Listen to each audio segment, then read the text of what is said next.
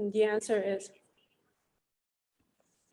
is hundreds of thousands of organizations are using GIS in a variety of fields today, and they make up maps to communicate and also perform some analysis, as well as sharing some information to solve complex problems all over the world. And this system, the GIS, is changing the way the world works today. And another question that might come up in your mind is, how does GIS work? And GIS technology applies geographic science with tools to understand and collaborate, to help people reach a common goal, to gain actionable intelligence from all type of different data that might be possible used in the system to get answer for all the questions and inquiries that we might have. But the thing is, the data that we are using in this GIS system, they should have actually a spatial location. I'm just double checking. Can you all see and hear me well? Yes. I'm afraid that I get disconnected again Everything and not being aware of it. Okay, so now that you hear me well, I'm going to the next slide, which is talking about the GIS system components. GIS has typically 5 components. First of all is people who can do research and do some analysis, ask questions, bring up some inquiries and analyze data, and also when they get result, to interpret their results, that an outcome of the process. And in order to do that, we need data. Data type might be different in the process of coming up with a solution or answer to the question that we have in my mind using GIS. The type of data we are using has to be a spatial type of data, and a spatial type of data can be vector or can be raster data, like imageries. And also we need some methodology to use and go through the process and the standards to analyze and apply GIS into it. And also we need software that provides the function that it's needed to store, analyze, and display geographic information. And obviously the last thing that we might need and very necessary is hardware. We need computer system and technical equipment, and also network and things like that to operate and use in GIS system.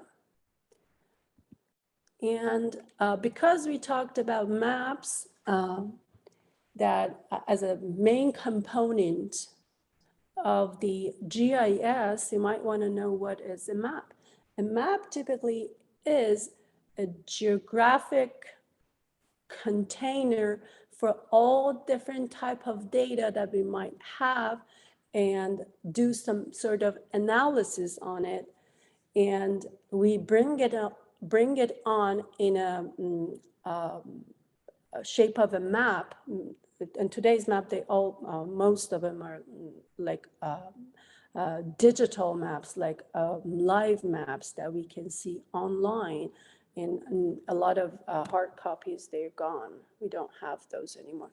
So because we talked about data and some analysis, I'm going to briefly talk about what might be a data in GIS that can help to make those maps and do some analysis on it.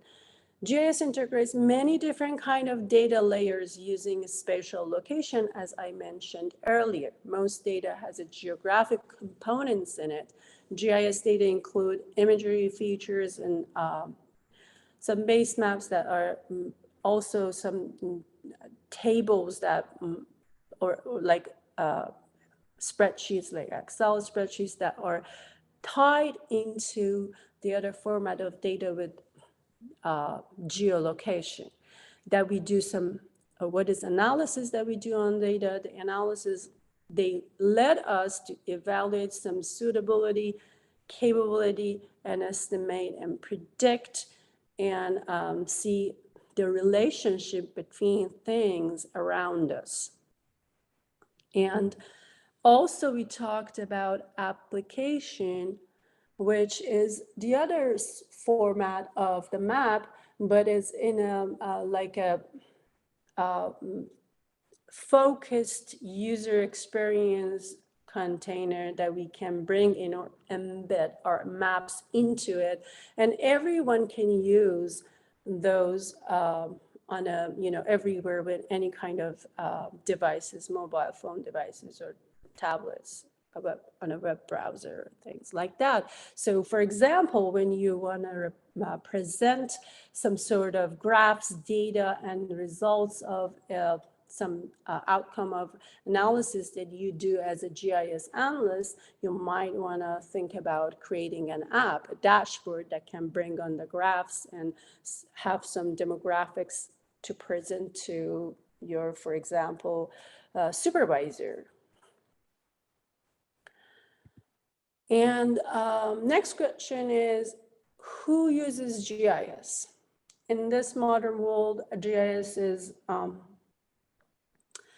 used about whoever want to share, collaborate, and discover new technology and bring on, you know, some new insight to their work, day-to-day work. So GIS can be technically used in any field that we might know that it's out there. In public safety, obviously, in health, in natural resource management departments, in water companies, in obviously governments, as well as like oil industry. GIS can be used in making a better world and a more sustainable world. So basically, GIS can be in any discipline who works with the data and needs demo and visualize the data that they do some analysis on it. And then we might get back to where GIS, how GIS start and how GIS serve local government. How does the story started? So because basically I'm going to talk about a little bit of how GIS is used in local government.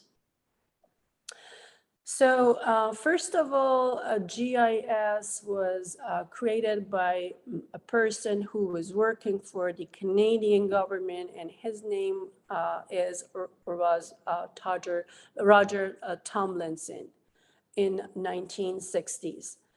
So he built this system to manage, to maintain some environmental and natural resources data. And later on, between 1965 till 1991, Harvard Laboratory used a system for computer graphics and cartographic things that was like kind of pioneering GIS that happened on the other, you know, besides what got started in the 1960s by Roger Tomlinson. So that's how it started. First of all, it started to help some type of natural resources government data. That's how it worked. In recent decades, as a computing power made significant progress and graphical user interface growth that got a lot more sophisticated, GIS evolved and kind of matured into commercial products used by industry as well as governments. GIS tools are very useful in government for analyzing and visualizing land parcels, which is going to be really, really helpful to different departments, for example, public works department or planning or emergency response teams, and as well as other departments in state and local governments. GIS mapping visualizing real-time data on coronavirus outbreak. So even though the recent report from the National State Geographic Information Council revealed that local governments are actually making progress on developing their geospatial data capabilities, but still they are not good at sharing the data between local governments, and that on that department they need to make a little bit more progress. But what happened during the pandemic, that kind of expedite the lack of communication between departments, because they were able, during the coronavirus pandemic, they were able to just share different information from and get some map working, and to do the tracking of the expansion of the virus, as well as the spread of the virus, as well as the distribution of the vaccination, and they were able to communicate with each other. That was a positive part of the coronavirus pandemic that expedite this process for at least for the government, local and federal level agencies. And then there are different disciplines for GIS within local government that they can use GIS and data sharing.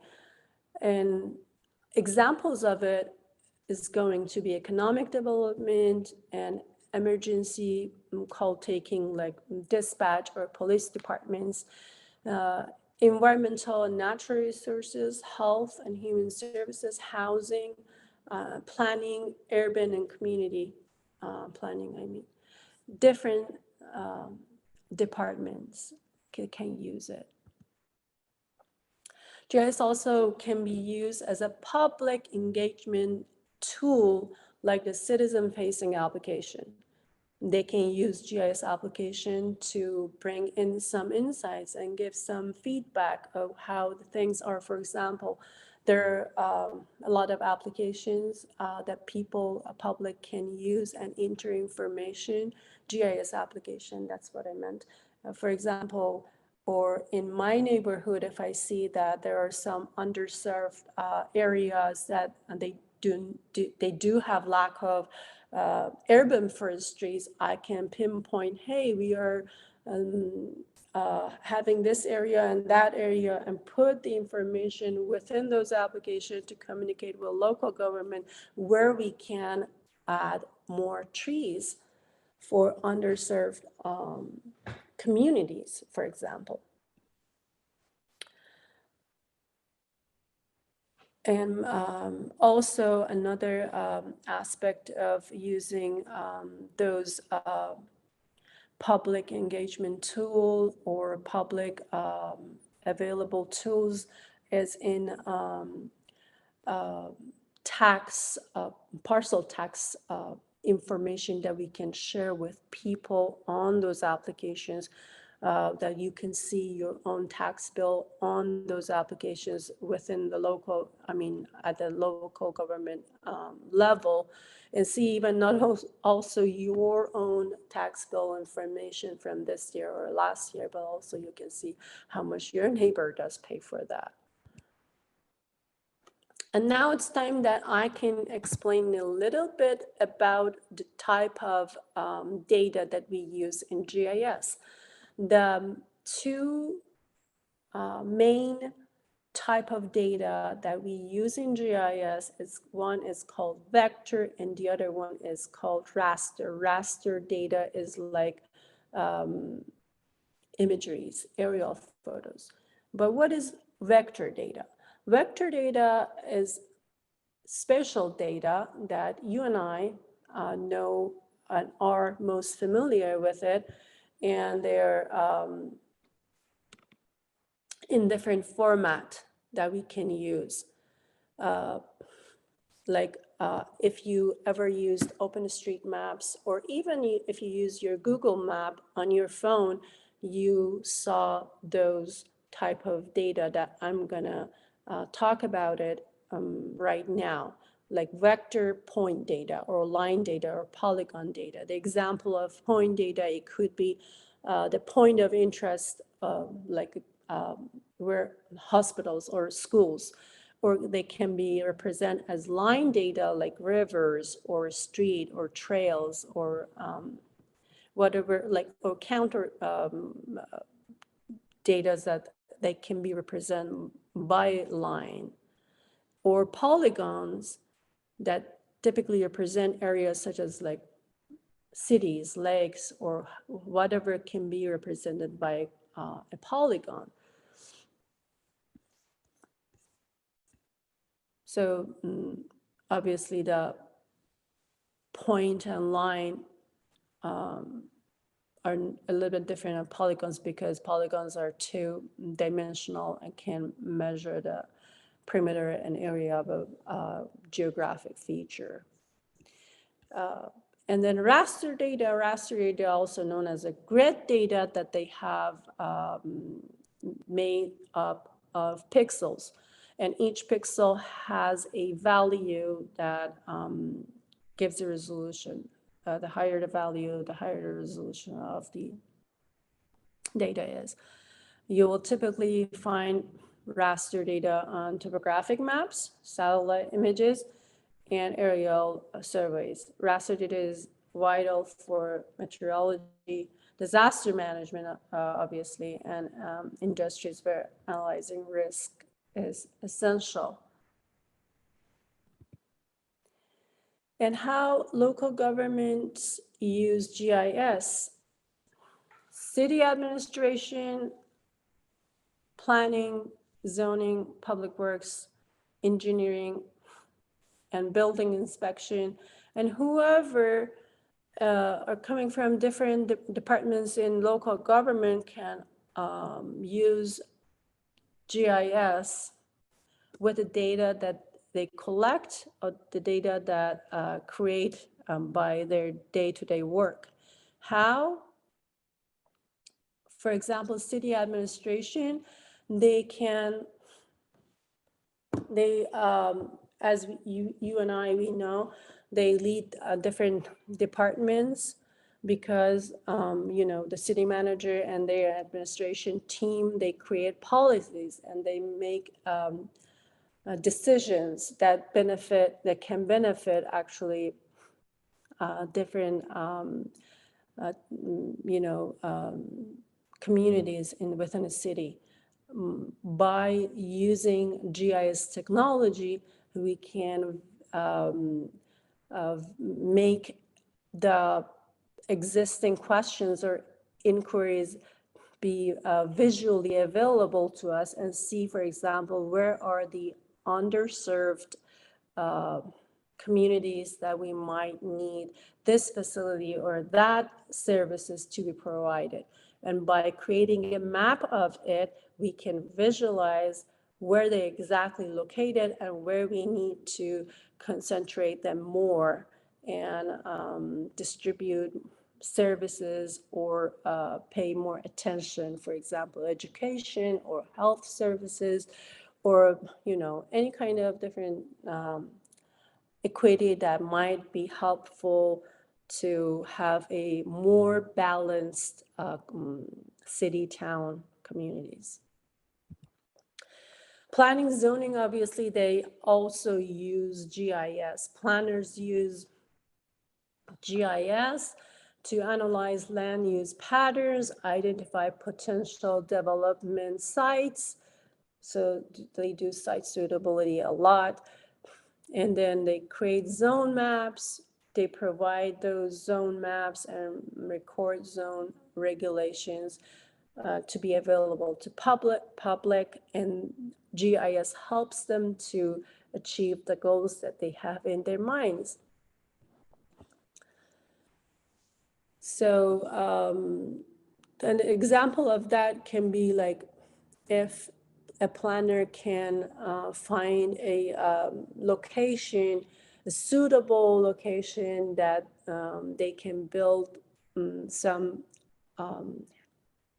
low-income housing, like finding an area or parcels, polygons that are within a certain distance of a public transportation or bus stations or like that.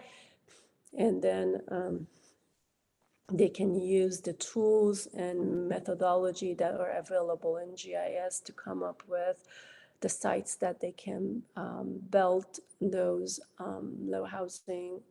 low-income housing. Public Works and Engineering Department also, they use GIS in a lot of ways. Public Works Department can use GIS to plan, design, manage infrastructure assets such as roads, buildings, bridges, water supply networks, storm drain system, for example, and so on.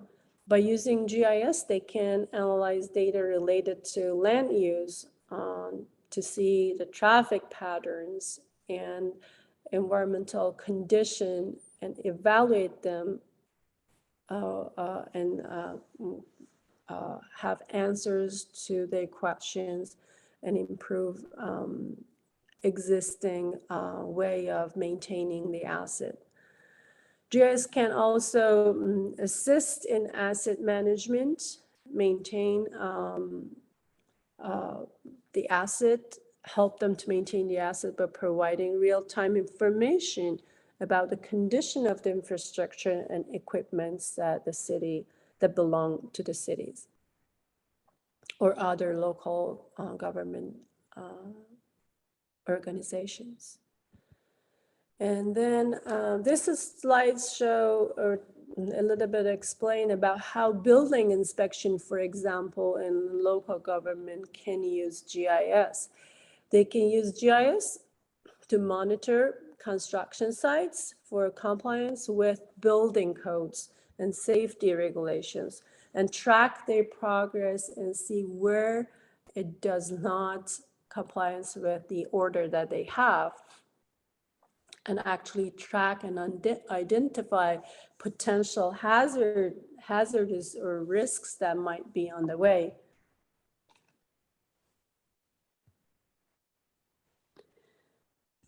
So by saying that, I'm going to go to the next slide, and hopefully you still can hear me. Yes, clear. Okay, good.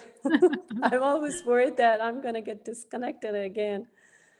So I'm going to go to slide mode. I think I talked about building inspection, that how they use GIS to help them in their daily basis workload.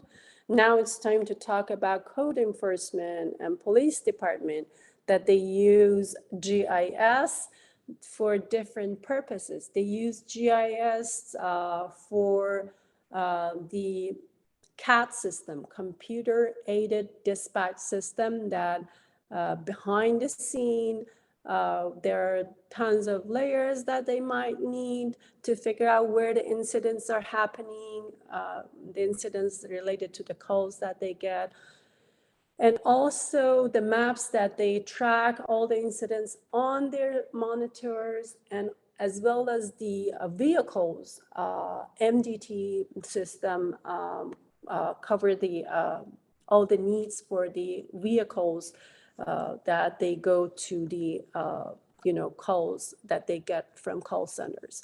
So they also can use all different data over the time to map and do some crime analysis. And the top map on the left side that you see, it's a heat map that shows some sort of crime analysis in somewhere. It's not definitely in Walnut Creek. So we see that how police department code enforcement they use to track, monitor, see the pattern of the crime, for example, that is happening within the city or the area that they are doing some analysis and do some study where they're happening, they might come up with a solution. Oh, why we do have crime on that certain intersection? Maybe it's because of that store that is located over there, or why it is happening on a certain time of the day or year, or things like that. When you bring those information onto a map and the users can visualize the pattern and figure out maybe why, and address the problem and come up with some sort of solution. And also they can track where their facilities or some equipments are, like some camera surveillance that police department has that might be hidden from public, and so on.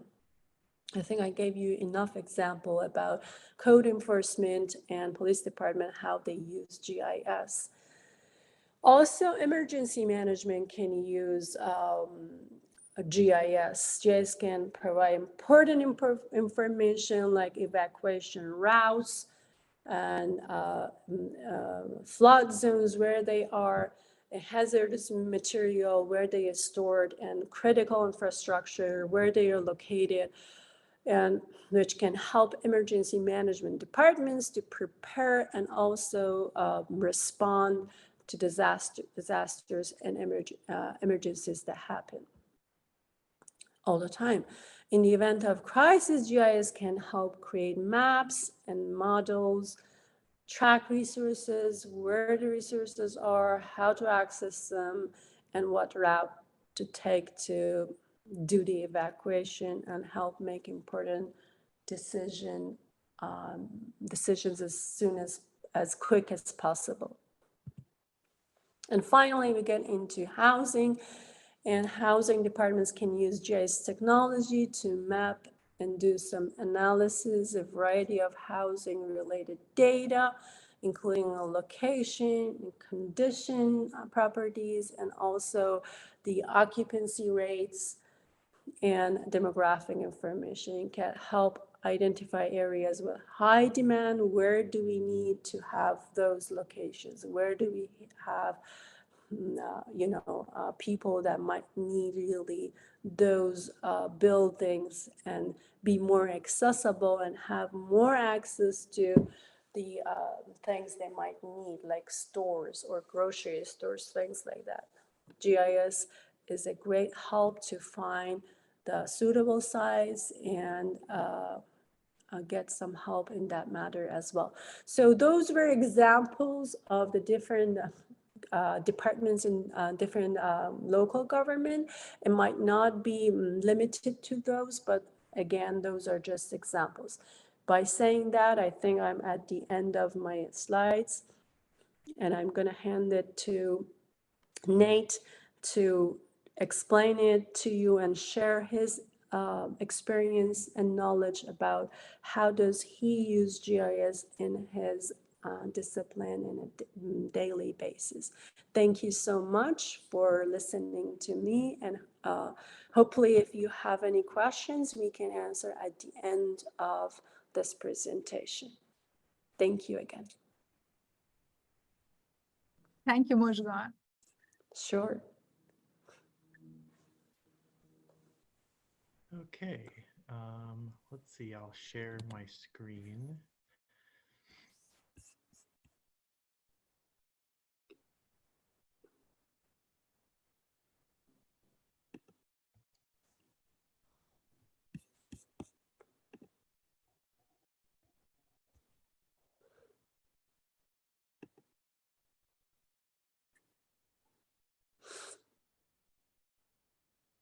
Okay, hi everyone, my name is Nate Kalick.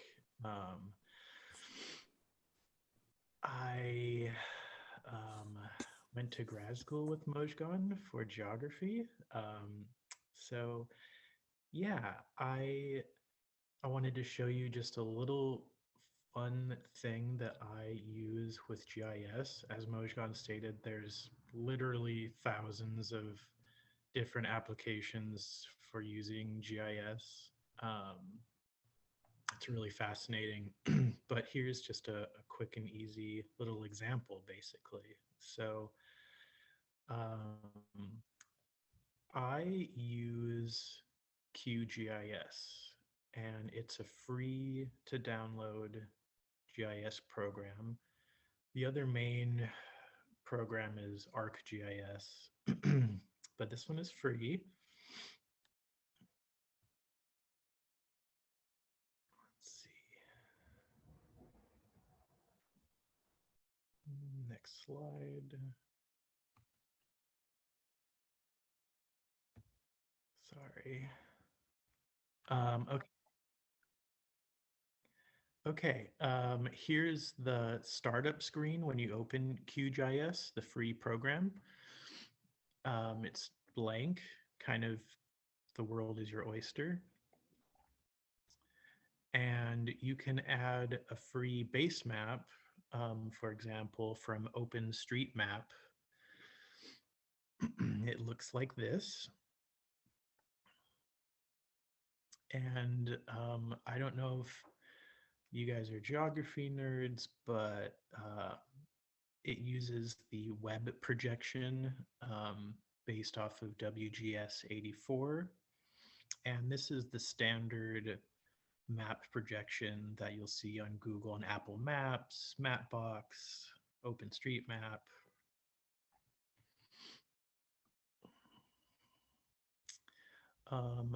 So I work for the David Rumsey Map Collection, and it's a map archive of physical printed maps. It's the largest in the US, I believe. And currently there's almost 130,000 maps and images online. But what you can do with these old maps is something called georeferencing. And I'm a big history nerd. I like seeing the changes of an area over time, political boundaries, cartographic knowledge.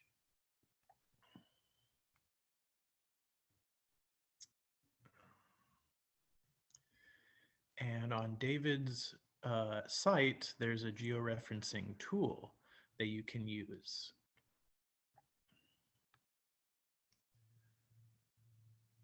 So you can go to his website and select a map from his collection. Example on the right-hand side of the screen is an old map of the UK. And his website actually allows you to georeference the old map onto a modern digital map. You plot points that line up with each other, and the more accurate you do that, the better it'll line up onto the digital map. So Oxford, Oxford, London, London, etc. Then when you're done, it gives you the option to have a WMTS link, which is a web map tile service. And you can copy that address, and you can go back into QGIS and add the layer. And it looks like this. You just paste in the URL. And that's what it gives you. But then you can play around with it and you can change the layer transparency so you can see where that old map fits in to the modern world. And that's kind of what it looks like. And you can see in this big blue London circle, and there's the modern London right in the middle. Yeah, as you can tell, I didn't do a very good job on this one, but just a good example. I thought I'd show a local example. This is a map of a small section of Oakland by Lake Merritt from 1878. And I basically did the same process. And I laid down this old map of Oakland onto the modern OpenStreetMap. And I changed the transparency of the layer so you can see where it lines up better. And then as Mojgan was mentioning, we use points, lines, and polygons a lot in GIS. And you can see here where the shoreline on this map used to be and where it is currently. And so what I did to show you to create a shapefile layer, which allows for points, lines, and polygons, you go layer, create layer, new shapefile. And I'm going to do a line.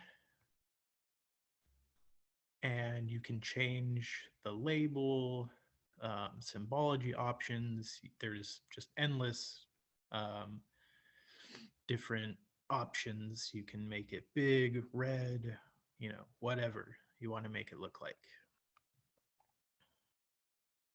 And I traced the old shoreline, took away the old map, and that's how you can sort of plot the change of anything, really. Anything that you see, spatial data. And just as a joke, here is I put where my car was bipped. So I made a points layer. I changed the point to make it red, you know. And this is just like a really basic example of what you can do with GIS to compare old versus new data, street names. It's probably a little bit small, but you can see on the map, like Madison Street right in the middle is the same. Jackson Street to the left is the same. Oak Street is the same. But as you can see on the right, 12th Street, 11th Street, there used to be buildings there. And yeah, so it's pretty fascinating.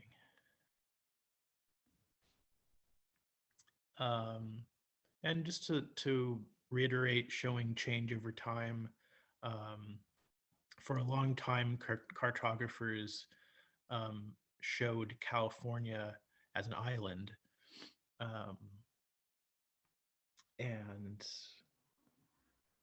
yeah, they just thought like Baja California down in Mexico just was an island and kept going for the whole length of California. So you can really just see the difference in what we know today versus back then. And I think that's it for me. Yes, thank you. Thank you very much. I appreciate that.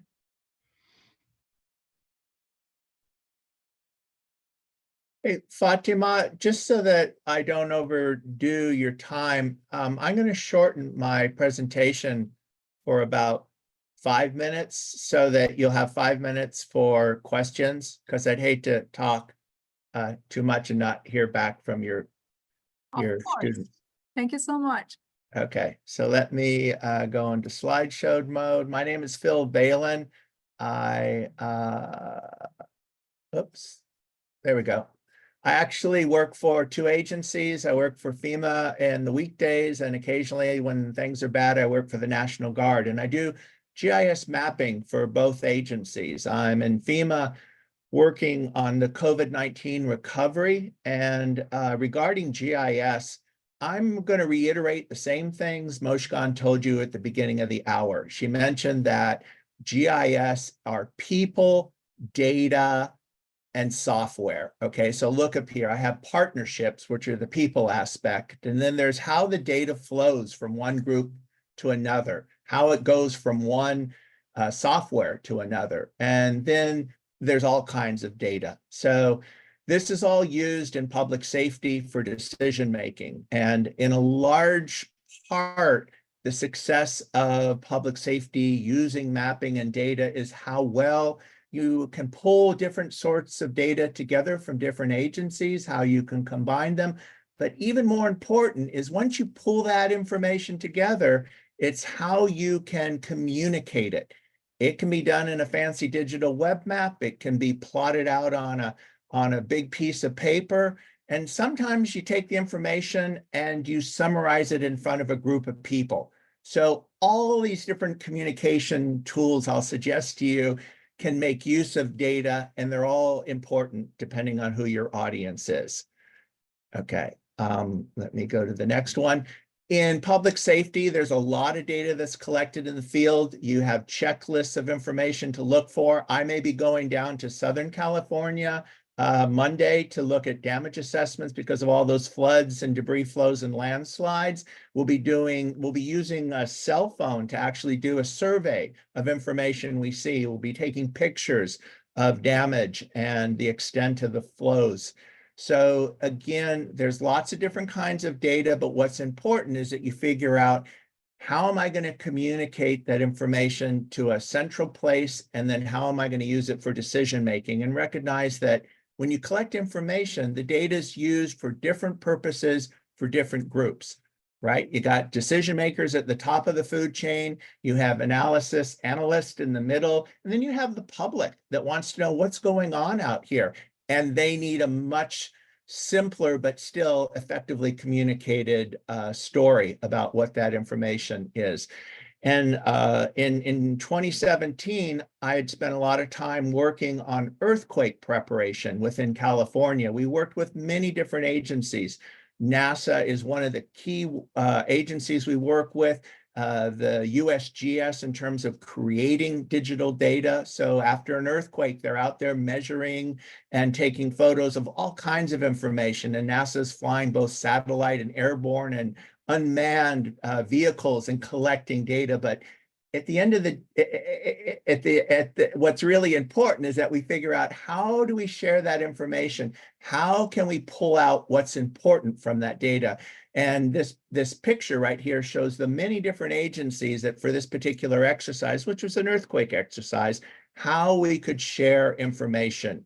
You know, there's something called SABRE, which is the businesses. They actually, the Walmarts and the Targets and the Lowe's, they actually have tens of stores throughout the country. And during an earthquake, a lot of them report which ones are open and closed. And when you're in a disaster, it's really, really helpful to know, you know, what the extent of damage is. And if these people are feeding, whether they're open or closed, that has a lot to do with understanding what's open or not.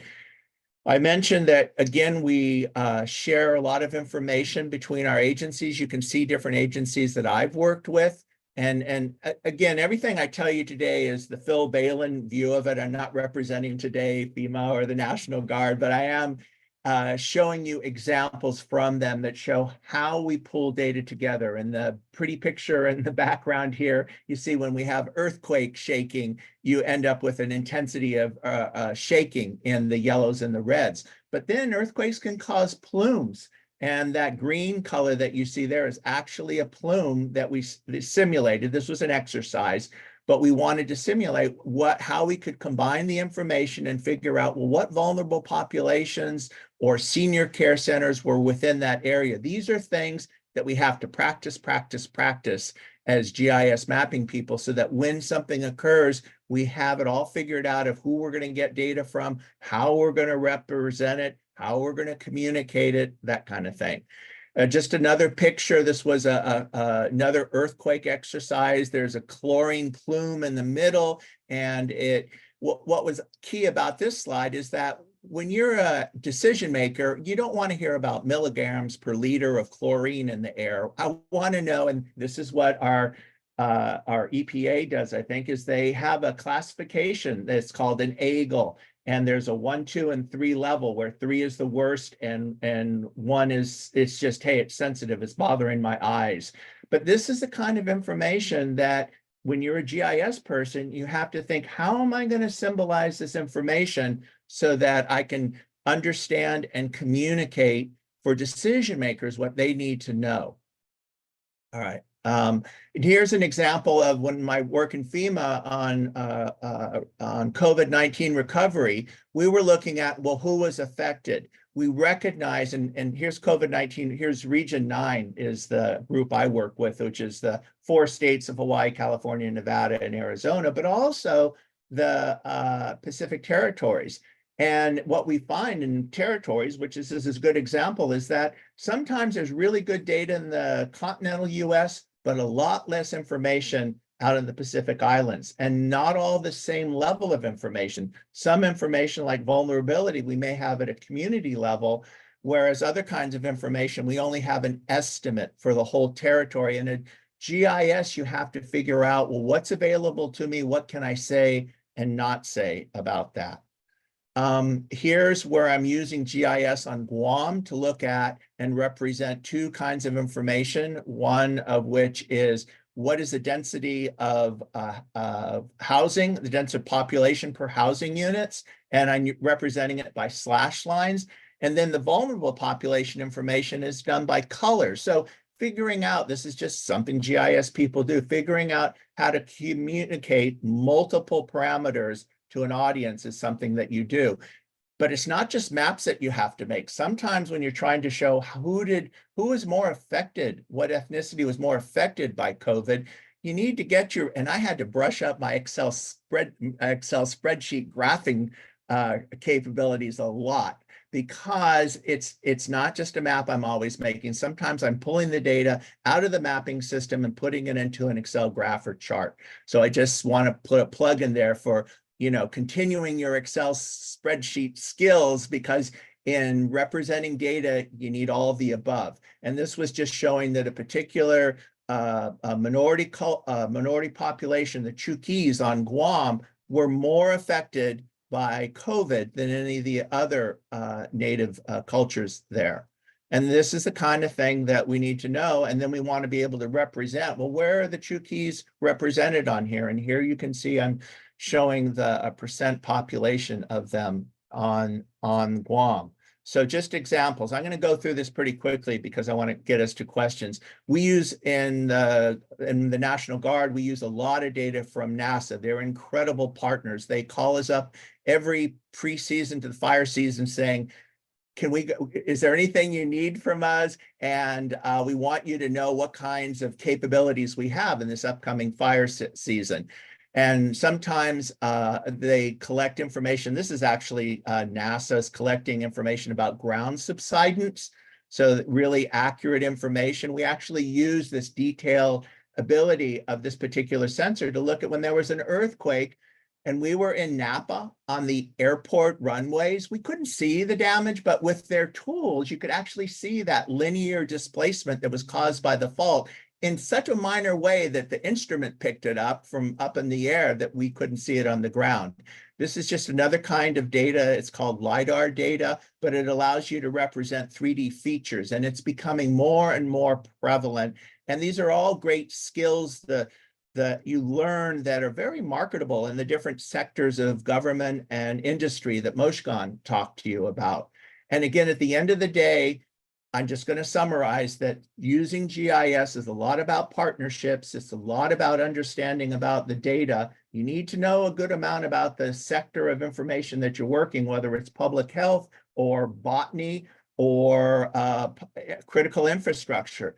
And then you need to know how to share information for decision-making. And that product that you make with your GIS tools has a lot to do with who am I communicating with? Are they a decision maker who wants to see something very summarized? Or are they analysts who want to see something very quantitative? Or are they the public that just want to understand what is it you're trying to tell me and why do I care? What do I need to do with that information? So these are some of the things that I, as a GIS person, over the 30 years I've been using it, have learned that I'm sharing with you.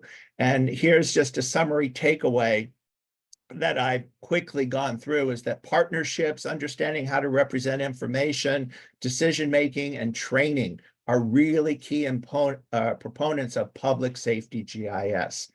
So sorry for going so quickly, but I did want to leave time for some questions from you all for all the speakers. So thank you again. Thank you so much. We really enjoyed the presentation. A lot of good information for our students. I appreciate that. We have a couple of students asking question, what methods do you use for spatial analysis? And another question is ArcGIS the industry standard? Mojgan, do you want to answer?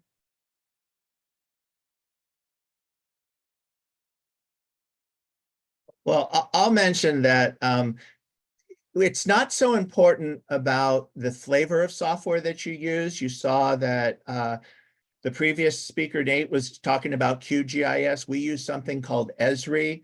The industry standards are built a lot about how does data get communicated between the software, and you can put them in standards.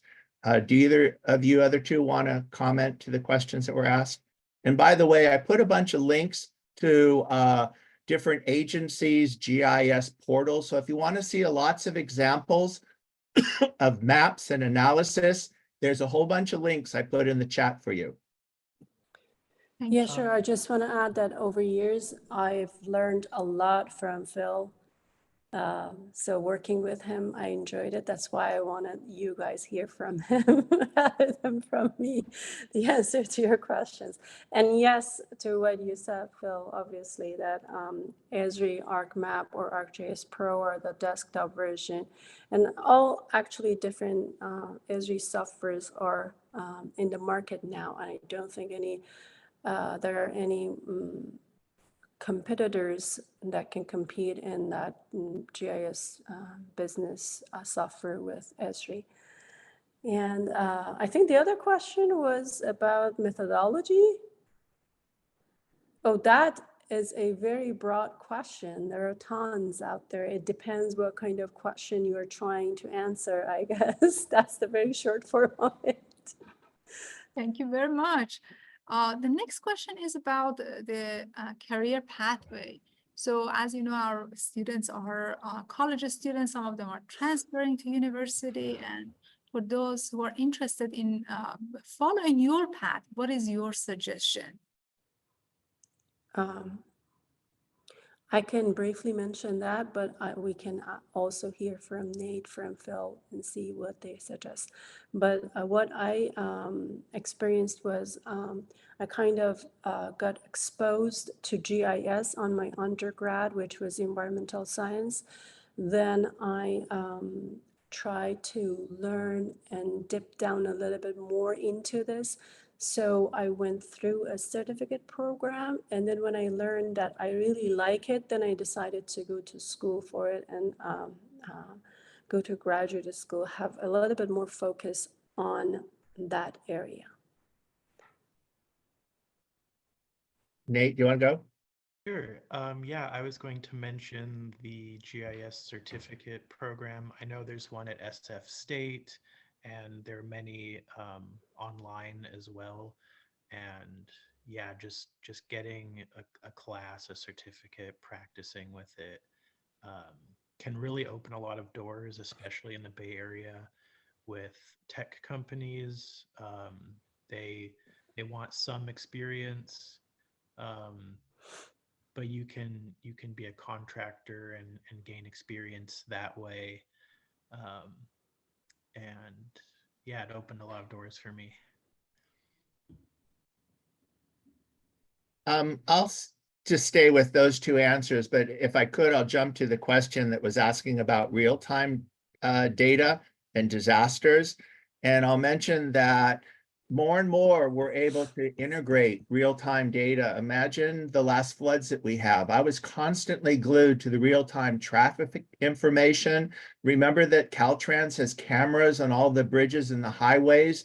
And so we're watching those real-time information. USGS has gauging stations that is constantly measuring the water flow in the streams, the river levels, and that we're able to take that live data and say, symbolize the little points that represent the flooding stages by how critical they are. So you can have some that are red because they're above flood stage, some that are yellow, and that many agencies have taken these live feeds of data and started to build them into their dashboard so that they're able to see. It's a very good question because it's really picked up a lot in the last 5 or so years that we're looking more and more at live data. So learning about what those sources of data are, bookmarking them for yourself, and then learning how I can copy one layer into a map that I'm making so that you can combine that.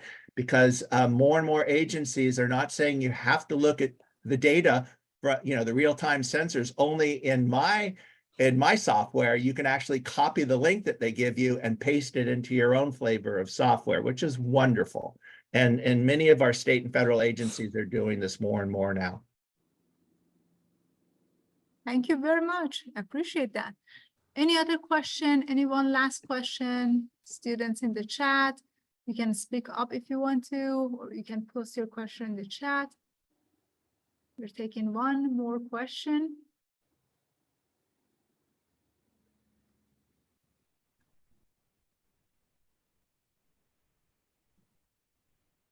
So, question in the private chat, what's the future of GIS?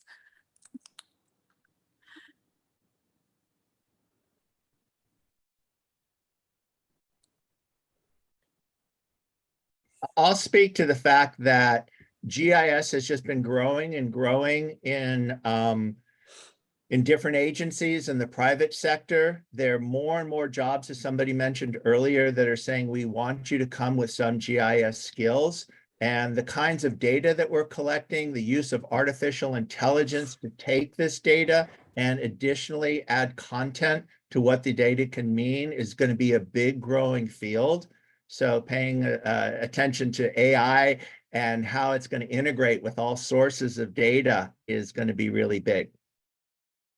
Thank you very much. We appreciate your time. We're so delighted to have you. And again, thank you. Thank you. Thanks for the opportunity Thank to you. present. Yeah, thank you so much. Thank you. Bye-bye. Bye.